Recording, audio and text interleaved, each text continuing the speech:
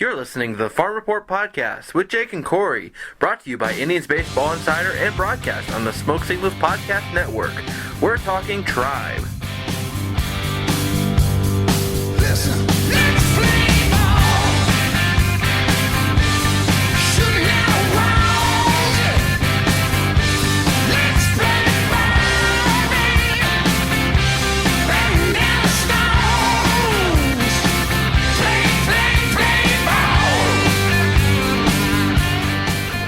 Well, good day, good afternoon, good evening. Wherever and whenever you happen to be tuning in, we're glad to have you aboard.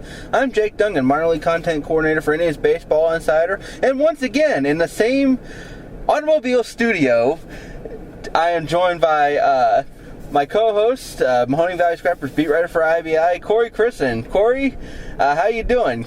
Good. Again, we're parked, so no worries there.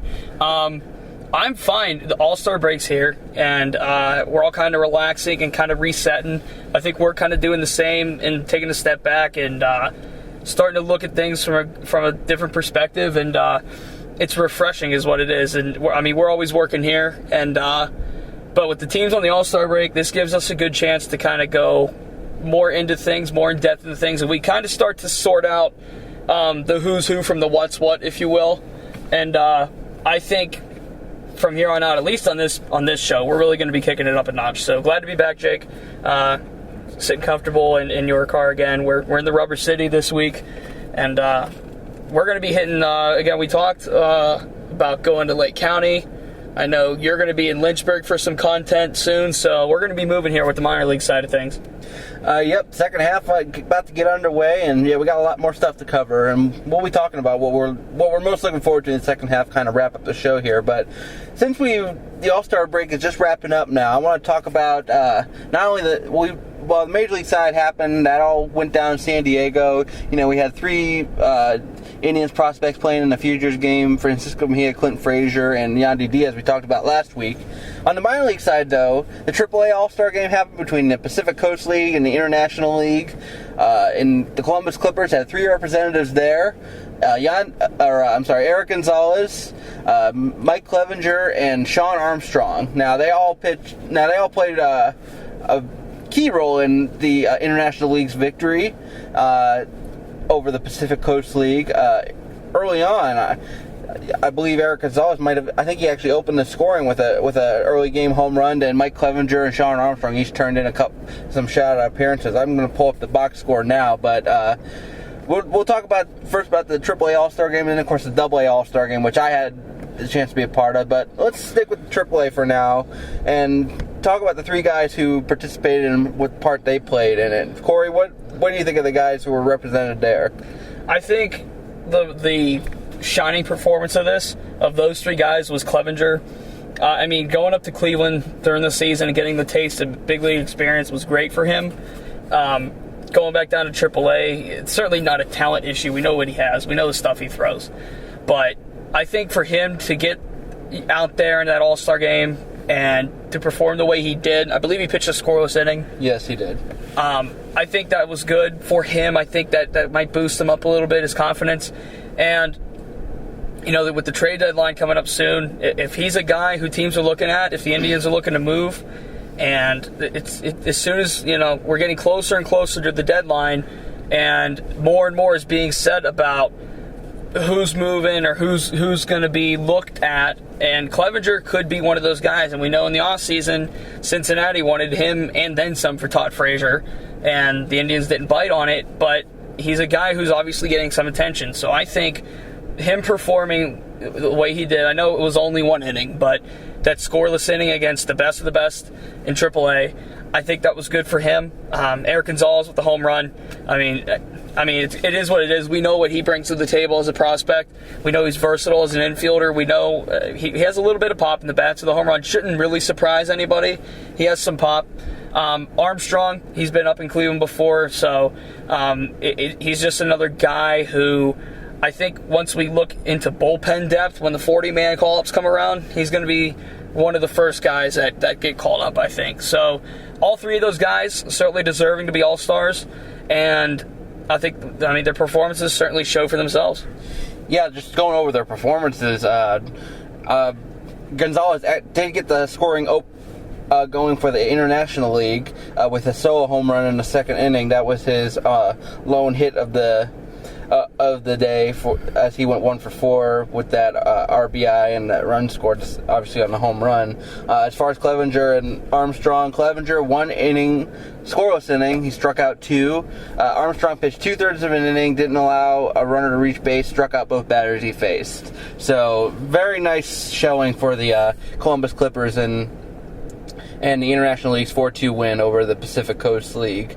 So looking forward to how those guys go into the second half.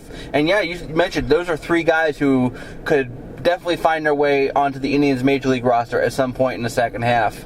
We mentioned Gonzalez with his versatility, and then Armstrong brings up a lot of upside in the bullpen. And then Clevenger, the Indians rotation is set right now, knock on wood, but if the time should come where Clevenger services would be needed, then I think this time around coming up to Cleveland, maybe his confidence is better and he's able to throw pitches like we know he can. So definitely exciting to see those guys perform well in the All-Star game. I think with the way the offense has performed in the first half, and others are going to question, can they keep it up? Let's say they do, and I believe they do, that offense. You need more than enough pitching going into October and going into September. You need more arms, and you need good arms. And I think Clevenger and Armstrong are just 2 guys. Maybe you need a spot start from a Clevenger to give, a Kluber or someone an extra day of rest. Maybe you need Armstrong to pitch the 7th inning because Shaw had a bad outing, or he's already being used, or he's fatigued, or whatever it may be. I think those 2 guys are going to be thrown into the mix, and we've already seen it kind of in the last week we talked about with Colon being called up to Cleveland. You're starting to kind of audition, I think, for later on in the season, and some of these arms that we talked about. If you have a situation, you're going to need someone to pitch, and they gave Colon a de facto audition last week. Maybe Armstrong or Clevenger could get their chance later on in the season in September. So I think for those 2 guys to get rolling, and certainly the All-Star and what they've done in the game could give them a little boost. I think we need those 2 guys to get rolling. All right, so the next level of the All-Star game, there were 3 All-Star games obviously this week in Major League, AAA, also in AA. The Eastern League All-Star game, which has had a lot of build-up over this year in this area, coming to Akron to Canal Park this week. Finally, the day came and the week came where all the festivities were to take place, and I got the fortune of being able to take part in all of them and take in all of it as a credited reporter for Indians Baseball Insider, covering the Rubber Ducks for most of the season. So we had the Celebrity Softball game that was on Tuesday, along with the Home Run Derby, and both were a lot of fun to watch. Celebrity Softball game, you had former Indians like Travis Hafner, Carlos Baerga, Luke Carlin was playing, he's now a coach with the Rubber Ducks, some former Cleveland Browns, some former Cleveland soccer players, some local media personalities like Betsy Kling from WKYC, Dustin Fox from 92.3 The Fan, and it was just a lot of fun to watch, and everybody had fun doing it. And then, of course, the Home Run Derby, you had 2 representatives from the Rubber Ducks, Nelly Rodriguez and Bradley Zimmer. Zimmer hit 7 home runs in the first round, unfortunately was not able to advance. Nelly was hitting a cover off the ball and made it all the way to the final round. Unfortunately, he was outslugged by Tigers prospect Jason Krazan of the Erie Seawolves, who ended up taking the crown in the Home Run Derby. So that was a lot of fun. And then the All-Star game itself, it was not a great showing for the Western League All-Stars, of which the Rubber Ducks are a part, and were served as the Western team served as the home team at Canal Park, as the Eastern team blew them out 10-2 for the win. Binghamton's Matt Oberst took the top player honors with, I believe, he had 4 RBIs in the game. But it was just a fun experience, and I'm glad I got to do it. Corey, I know you were just watching this from the box scores, but based on what you've heard, what is your impression of the All-Star game? Well, from what I heard, Reading dominated the Western Division, we should say. The Reading Fighting Phil dominated. You know what? For the sake of the Rubber Ducks, for all the All-Stars they had, whether they were there or not participating, I think that's nothing but great for the Indians organization. And think about this. Bradley Zimmer, we would say he's having a bad year. still an all-star. Clint Frazier's been hammering the cover off the ball. He played in the Futures game. Bona fide, definite all-star. And, Percy Garner, Lewis Head, a couple of those arms, definitely deserving as well. I think it shows the widespread depth that the Indians are building. I think it shows that we have players who we can trust 4 or 5 years from now that can come up to Cleveland and perform, that are getting the recognition they deserve. And we know what Frazier and Zimmer can do, but maybe the average fan hasn't heard of Percy Garner or Lewis Head or Jeremy Lucas or any of these other guys down at Akron. So it gives them the recognition. I just think that we kind of knew about these players and what they bring to the table, but to really show it out and for these guys to get recognized, I think that's the most important thing, because now people want to know, can this guy help the Indians in the future? And we already know about Frazier and Zimmer. We know Nelly Rodriguez as a power bat. But some of these other guys that don't get talked about a lot, they need the recognition too, and I think it's great that they got it this weekend. Absolutely, and you mentioned Redding dominating the Western League All-Stars from the start. I'll tell you this, the first scoring play of the game was in the top of the first inning. Rhys Hoskins, who has the most home runs not only for Redding and the Eastern League, but all of minor league baseball with 25. He hit a 3-run home run in the top of the first inning, scoring teammates Jorge Alfaro and Dylan Cousins. That's Philadelphia's system, right? Yep, the Redding is Philly, so the first scoring of the game was literally all Redding, because Fightin' Phil hit a home run, and 2 Fightin' Phils were on base when the home run was hit. So that put the Western League All-Stars in a hole early that they could never really get out of. As far as the Akron All-Stars are concerned, nothing much to report there, as all of the position players went 0-for. We had Grant Sides in the game, turned into a scoreless inning, allowed a hit.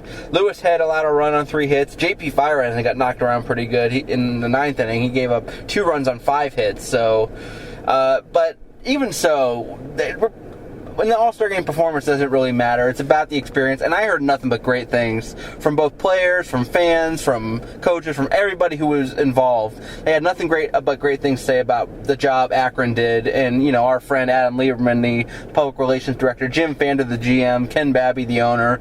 They just rolled out the red carpet in Akron this summer, and I gotta think it was just nothing but rousing success. I mean, they had a sold-out crowd, over 8,000 people there. It was a lot of fun. That's what's important. And we know Akron has held some big parties before, maybe for basketball, but baseball in this area with the Rubber Ducks here, I think it's a great hole for baseball. I think with the proximity to Cleveland, and it's not without reach to get to Niles or Columbus to see the Clippers or the Scrappers. This is a great spot for baseball, and I think that they need it here, and I think the Rubber Ducks certainly did their job in doing that. All right, so let's talk more about the minor league side of things and what's going on moving into the second half. First of all, kind of big league news, Michael Brantley and Roberto Perez are out on minor league rehab assignments right now. Roberto Perez coming back from the fractured thumb, Michael Brantley coming back from the ailing shoulder that's been bugging him since he had the surgery and had the injury last season. So Perez and Brantley were both in Lake County last night. They played there. I'm actually going to pull up the box score now. But Corey, had a chance to see Michael Brantley in Mahoning Valley the other night. That's where he started out his rehab earlier this week. So just go ahead and talk about what Brantley, when you talked to Brantley, what he had to say and how he looked in the game. Well, Michael Brantley, he showed up to Mahoning Valley, and the Michael Brantley, the persona, was fully there. He was signing autographs before the game. He signed on the way to the clubhouse. In Mahoning Valley, they don't really have a tunnel down to the clubhouse, so you kind of have to go back from the field. And he's signing for kids as the other team was warming up, and the umpire actually had to tell him to get off the field because he was signing for kids. So I think that was cool. He certainly showed appreciation for the fans there, but he went 1 for 2 at the plate. He drew a 5-pitch walk, and he popped out to shallow center field. He had the bases loaded, I think, in that situation too. So he flew out. He just got under one in the shallow center, and then he singled up the middle as an infield single. The second baseman dove, knocked it down, but he was given the hit. So 1 for 2 on the day. The scrummer reporters talked to him after, and before any media member could get a word out of their mouths, his words were, "I feel great. I'm 100% healthy," and that's what you want from him. If he says it, then and this could just be player speak. If he says it, then I believe it. I think it's true. He's had all the time to rehab. He's gone through the rehab. Mickey Brantley, actually, his father was there in Mahoning Valley, and when we talked to him as well, and Mickey just said, he's been going hard at rehab every day. There's been no holding back. It's been a fluid process, and he does it consistently. So, backing from Mickey, backing from Michael, he said he's felt healthy. It's more about just getting out there and getting reps in now for him. The shoulder, of course, it's his non-throwing shoulder, so it's not like he has to go through certain routines and he can only play a certain number of innings in the outfield. He played 5 innings at Mahoning Valley, then was pulled. And he played 5 innings, I believe, at Lake County and was pulled. So 2 consistent outings there. Really what he does at the plate at this level doesn't matter that much. But you know what? For him to come back, and we talk about the trade deadline, for him to come back at the end of July or the beginning of August, I think that's so crucial to have him. And I think if you're talking trade for a bat, I think you might kind of get one in a Brantley. So, nothing but positive to report from Mahoning Valley. And I'm sure down in Lake County he had a similar outing, and I'm sure he's going to do the same thing over the weekend in Akron. And now I think Terry Francona said he's not going to play in consecutive games until this weekend. He hits Akron. So once he gets back into consecutive days and he gets more in a daily routine and facing increased level of pitching, that's when we're going to find out. But all good to report from Mahoning Valley.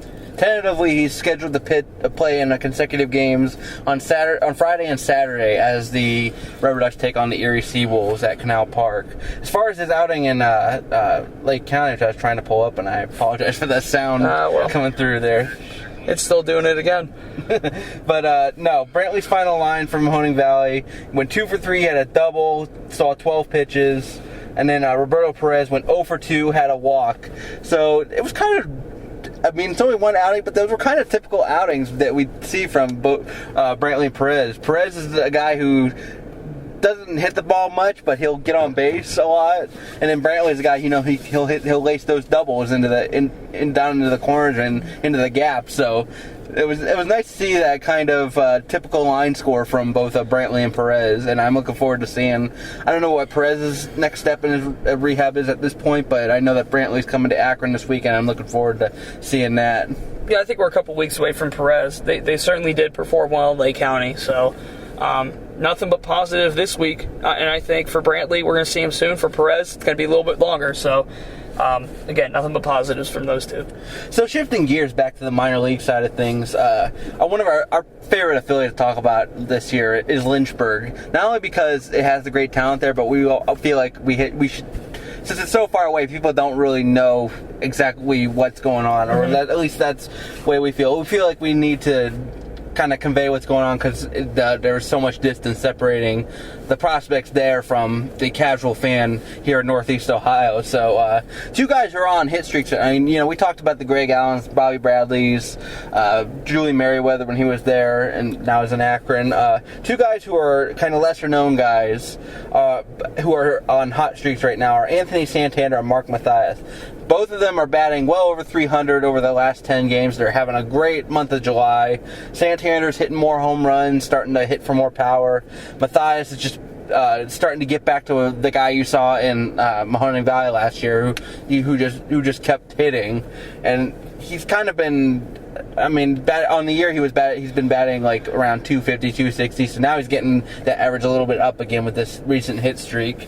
So, talking about these 2 guys in their recent hot streaks, what do you see in them, starting with Santander? Santander is a guy who, he started off in Mahoning Valley last year and was called up within, I think, 8 games to Lake County, and he performed the whole season there. He had that streaky power that, we talk about prospects like Bobby Bradley, who's got power. He's got very strong power, and he uses it all the time. Santander showed glimpses of it. Now you see him start to come in fully. He's a solid defender out there, which kind of surprises people. You talk about defense in the system, you immediately think of Greg Allen at that level. But Santander has performed well this season, and he's a guy who's flying under the radar, I think, quite a bit. We talk about outfield in the system, and we know the Frazier and Zimmer. and then there really isn't guys that are taking the reins behind them. So Santander, I think, has performed to a level where we can start recognizing him as a legitimate player in this system. The power was always there. It's just a matter of him putting it to use. And now that he's hitting for average as well, I think he's certainly coming out with that. Looking at Mark Mathias, I can speak from seeing him at Mahoning Valley all last season. Always had a great approach at the plate. Always had a swing for line drives. Always had a nice contact swing. But even coming out of college, he was a guy who had to develop the power, and he didn't have it yet, and he really didn't find it in Mahoning Valley last season. He hit a couple home runs, but nothing major. Not that he's slugging home runs every game for Lynchburg, but Mathias was a guy who had the potential all along to hit, and now you're seeing it in his streak. You talked about the average 250 around that mark all season. Now he's bumped it up a little bit. We know what he can do in the infield. He's a third baseman by trade, actually, but they played him as a second. He had a shoulder issue he was dealing with out of college. So he's showing versatility in the infield, and now he's hitting, and they drafted him high last year. They drafted him in the 3rd round. He's a high cost draft pick. He's had experience with USA Baseball, so we know he has talent. It was just a matter of kind of putting it together, and I think he's made the adjustments in Lynchburg, and we're starting to see it now. I'll get back to Santander in a second, but you mentioned that Mathias is a third baseman by trade. That's interesting because Tyler Krieger was recently promoted to Lynchburg, and he's been playing second base mostly for Lake County. Now he's a primary second baseman for Lynchburg, and because of that, they moved Mathias back to third base, and now all of a sudden he's on a hot streak. So that makes me wonder if maybe moving back to his natural position has kind of helped elevate his game back to the point where he was before. Well, he could play shortstop as well, and that was the thing. He came off that shoulder surgery last year into Mahoning Valley. I think he had the shoulder surgery in January of 15, and then he was drafted and started playing in June of 15. So he came off that surgery pretty quick. And I remember talking to him last year in Mahoning Valley. He works out in San Francisco at an academy there. He works year-round. He plays with the USA Baseball squad. He gets work in. I saw film of him for USA Baseball at third base. I've seen him play second base in Mahoning Valley. I've not seen him at shortstop, which I'm sure he can play as well. So, you know, if that's the case, if him moving back to third, being more comfortable there, that we need guys like that, Jake, in the system who could be versatile, but at the same time can hit. We need a guy like a Mark Mathias. So if he can settle into third base and continue to develop, we should be seeing him in Akron next year, without a doubt. And yeah, if he's more comfortable at third base, then we need third baseman in the system too. The only problem is he's not a power hitter. I mean, he has only 3 home runs in only like 10 or so more games so far this year than what he played in Mahoning Valley last year, where he had 2. So definitely not a power hitter, more of an average type hitter. He's got some speed. He has 7 stolen bases on the year. He can get on base. He has a 355 OBP. He has 31 walks versus 52 strikeouts. So not a terrible K to BB ratio. As far as Santander goes, to me he looks like a guy who might be like a 270, 280 hitter who will hit like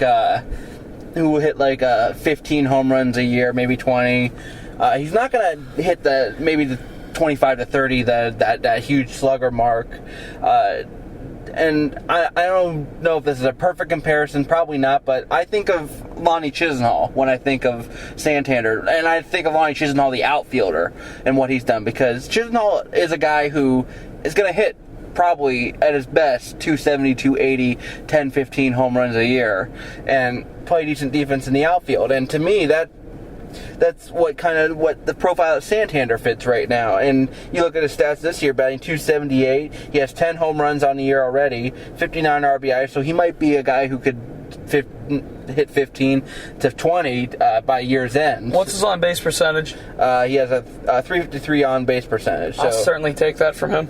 Yeah, 29 walks versus 75 strikeouts. So he'll strike out a little bit, but not terribly to the point where you can't live with it. So he's an interesting guy, and kind of like you said, kind of the lost guy in the outfield prospect rankings, because we obviously think of Frazier Zimmer, and then we think of Greg Allen, and then from there on we go all the way down to Lake County with Connor Maribel, Nathan Lucas, and then we got some of the new guys coming in like Mitch Longo, Gabriel Mejia, who we'll talk about next. But Santander kind of gets left in the lurch there, and I think kind of unfairly, because he's got the type of upside where maybe he can be a legitimate outfield prospect for the Indians. Absolutely. And I want to get to Gabriel Mejia before we run out of time here. Just what he's done this season for Mahoning Valley, Jake. He's been sitting at the top of Edwin Rodriguez's lineup. He's played the most games for him this season so far. And I know it's a short season. They've only played 26 games. Mejia, through his first few years in the system, he was signed undrafted out of the Dominican Republic. He's very young. He's only 20 years old. He's in his age 20 season. He's hitting about 290 this year. He's hit 300 in the past few years. Jake, in his first season in the Arizona League, he stole 72 bases in 70 games. He has stolen, I believe the number is 120 in about 150 games, which is pretty dang impressive. This is a guy who has the speed. He has 80 speed. We'll put it that way. In the 20/80 scale, he has 80 speed. That's confirmed. That's scouted. That's official. That's everything. The issue with Mejia has been hitting, and I think if he's a small guy, but if he can develop a line drive stroke, and Justin Toole, the Scrappers hitting coach, commented on this the other day.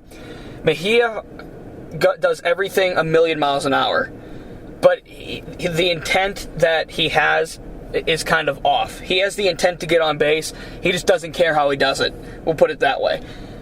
He has mechanics that he's working on, and that's what it's going to happen. What it's going to come down to.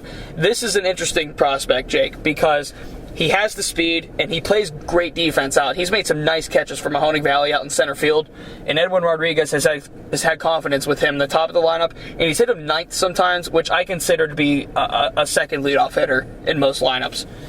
Mejia, I think if he can develop a stroke at the plate, and again, he goes for not slap hits, but he doesn't really drive the ball much. Not that he's a weak player or anything, he just doesn't have the torque in his swing to get it out yet. But I think once he gets some coaching under him, he's very young, like I said, age 20 season. This is an interesting find, Jake, because he's got the speed and he's got defense and he can play out there in center field. He needs to hit, and Justin Toole's working on that with him. I really like what I'm seeing this season so far from him. He's been one of the very few bright spots for the Scrappers this season who haven't put out wins, but they got some nice players down there, and Mejia is one of them. Well, looking at his season right now, on the year he in his career he's averaged like a batting average over 330. But most of that was with the Dominican Summer League, the Arizona League. So you don't know where they only play so many games a year. Now he's in Mahoning Valley, which is another short season league. But I think he's starting to get a little bit more of a challenge now, because last year Mahoning Valley in 16 games he batted 304. Not much you can take from that. Batted 357 in 43 games for Arizona League. So obviously it caused to move him up. And then this year now he's in 22 games batting 289. He has 6 stolen bases so far. So but it seems to me only 6 stolen bases through 22 games. Is he not as aggressive running the bases this year? That's exactly it. He hasn't run that much. And you know what? If you look at the numbers right now at Mahoning Valley, they haven't hit I think their team batting average is sub 210, which we all know that's not too good. They just haven't given him chances, really. I mean, he's gotten on base, but he hasn't had chances to run much. I believe that's only in 8 attempts as well. So it's not like he's 6 for 6. I think he has had 8 attempts or something. So they're really not running him that much to begin with. But I just think he's so interesting, because if he does develop a swing and he does develop the hit tool, I think this is an interesting find the Indians have. Well, with his speed, I think that he doesn't even need to develop a really solid line drive stroke, because his speed, and I got to see him just a little bit in one game, and he is fast. I mean, he makes even infield grounders, close plays at first base. There is one play I will never forget in my life that I saw last year out of Mejia. It was a bases empty situation. I think there was 1 out or whatever. The infield was pulled in as if it was bases loaded, 2 outs in the bottom of the 9th, or 1 out in the bottom of the 9th. It was that crazy. I mean, it's like they were playing for a play at home. And this is they're playing Gabriel Mejia in as a hitter with no one on base. It was incredible. I've seen him beat out ground balls or by a step be thrown out on a routine ground ball to shortstop, which is that's pretty impressive. And this guy has Billy Hamilton's speed, if not faster. I will put myself out there and say that. He might be faster than Billy Hamilton if you let him race. And that alone, you're right. It does put him kind of ahead of the pack for a 20-year-old especially.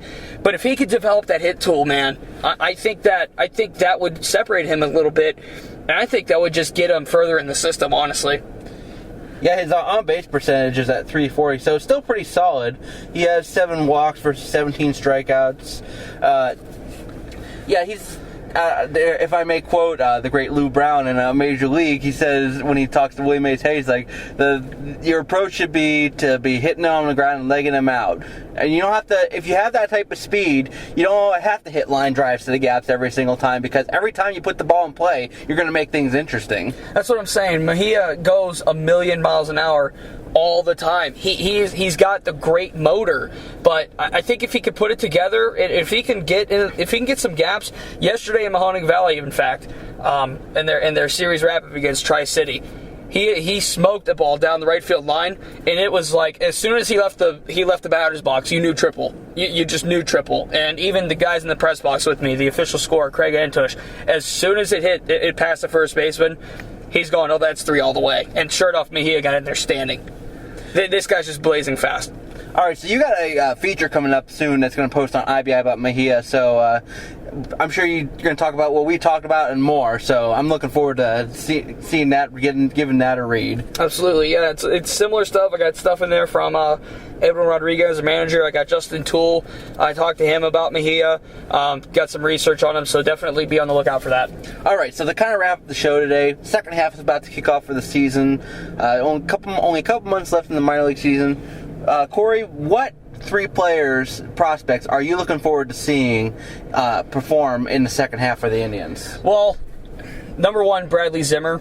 Not that he's having a bad year in Akron, but based off the standards that we put on him, I think, which may be a little much, he could be doing better. We'll put it that way. And not that he's having a bad year again.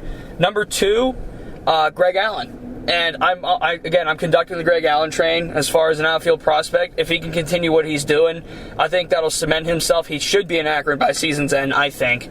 But of course, with Zimmer and Frazier there, it's kind of hard to find a third outfielder, to get third and fourth outfielders out there.